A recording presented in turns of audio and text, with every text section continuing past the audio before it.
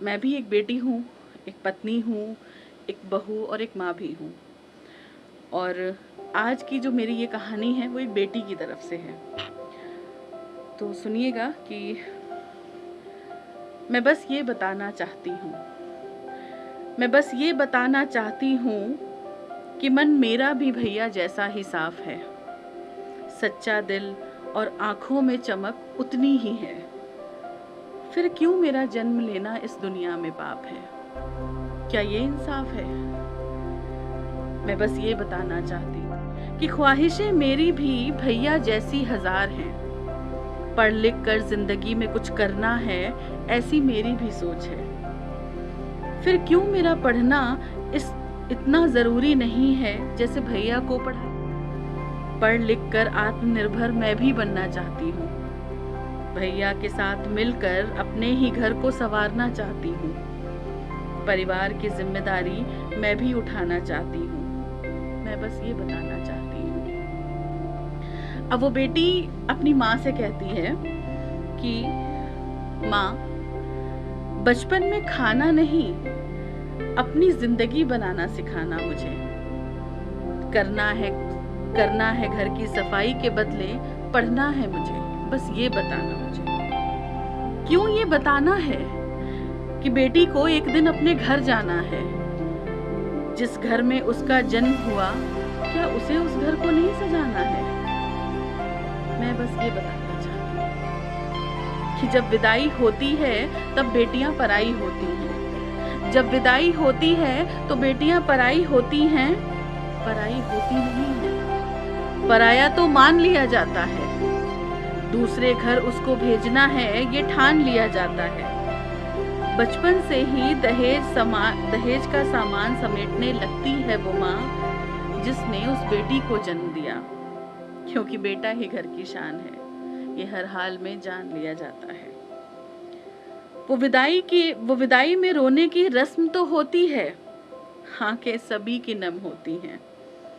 पर पूछे कोई उस बेटी से अपने घर को छोड़ चली वो दूजे घर को अपनाने। जाते जाते कुछ न कह पाई वो, उसमें इतनी शर्म भी होती है। मायका माँ का घर बन जाता है और ससुराल सासू माँ का ही कहलाता है। माँ लगता है मानो सारा संसार ही पराया हो जाता है, और ये बिन घर का मेरा दिल जो बंजारा सा रह जाता है। बेटियों को पराया समझना छोड़ दो, क्योंकि जिस दिन हम माँ बाप अपनी बेटियों को पराया समझना छोड़ देंगे, उस दिन बेटियों का अपना एक घर होगा, उसके अपने लोग होंगे, उसका अपना शहर होगा, और वो बचपन के उसके अपने दोस्त होंगे। बेटियों को पराया समझना छोड़ दो। कहना है मुझे हर एक परिवार से जिस परिवार में एक बेटी का जन्म हुआ है, कि बेटियों को पराया समझना छोड़ दो।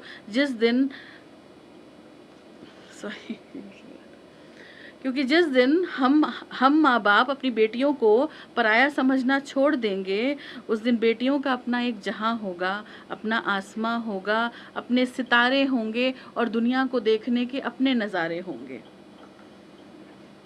हर परेशानियों में अपनों का साथ मिलेगा, वो सुकून जो अपने घर की खुशबू से मिलता है। बचपन के दोस्तों से बिछड़कर दिल कितना भी लगता है, और वो अपनापन जो पापा के साथ बैठकर उनकी बातों में झलकता है। बच्चे बच्चे होते हैं, बेटी हो या बेटा, सब मन के सच्चे होते हैं। पैदा किया है तुमने तो पराया पराया कह कह कर उन्हें मत बतलाओ। अच्छी परवरिश और संस्कार के साथ उन्हें हर हाल में अपनाओ। ये तो एक बहुत छोटा सा फेज़ है जो हर एक लड़की अपनी लाइफ में फेस करती है, और मैं यहाँ समाज बदलने की कोशिश नहीं कर रही हूँ, क्योंकि समाज में हम ही लोग हैं, मैं हूँ और आप हैं। ये बस एक माइंडसेट चेंज करने की बात है, एक सोच है जिसको बदली जा सकती है। अगर वो माइंडसेट चेंज हो जाएगा तो मुझे लगता है कि वो बेटी बचाओ और बेटी पढ़ाओ का नारा लगाने की ज़रूरत नहीं पड़ेगी। और क्यों बचाना है बेटी को और पढ़ाना है, ये बताना क्यों है बार बार? बेटियों का तो ज़माना है, बेटियों को ही आगे बढ़ाना है और ये जिम्मेदारी सबसे पहले हर बेटी के माँ बाप की है। तो बेटियों को पराया समझना छोड़ दो। Thank you so much.